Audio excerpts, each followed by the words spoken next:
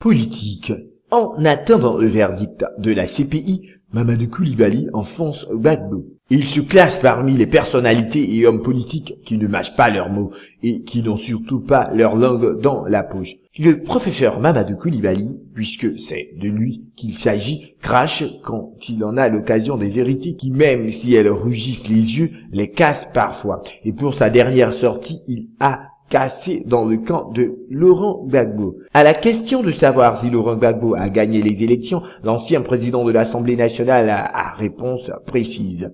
Si je ne m'en tiens qu'au résultat, je dirais non. Une réponse qui a jeté violemment le froid dans le dos des partisans de Laurent Gbagbo et des militants du FPI, créant ainsi chez ces derniers une ambiance bien glaciale. En effet, dans l'interview qu'il a accordée récemment au journal camerounais Mutation, le numéro 2 du régime Gbagbo est parti d'une logique simple en ce qui concerne les résultats controversés de la présidentielle de 2010.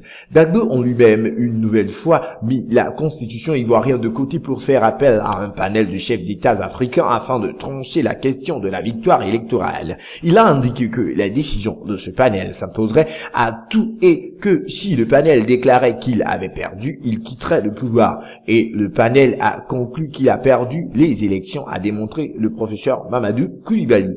Des propos qui interviennent à quelques jours du verdict de la chambre préliminaire de la Cour pénale internationale, présidée par la juge argentine Silvia Fernandez de Gomandi, au terme de l'audience des confirmations des charges contre l'ancien président ivoirien. Les propos du professeur Coulibaly sont d'ailleurs perçus par le camp Gbagbo comme une volonté de son auteur d'exposer leur champion à un verdict défavorable. On ne manque pas également d'accuser cet universitaire d'être un maillon d'un vaste complot contre l'ancien chef d'État ivoirien. À la vérité, les déclarations du professeur Mamadou Coulibaly sont de nature à enfoncer Laurent Gbagbo qui attend que la chambre préliminaire 1 de la CPI se prononce sur son cas pour bien de raisons.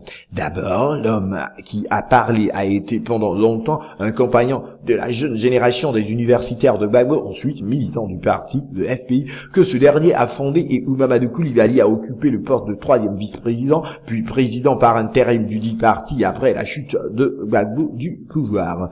Enfin, le professeur Mamadou Coulibaly a été le numéro 2 du régime Gbagbo de 2002 à 2010.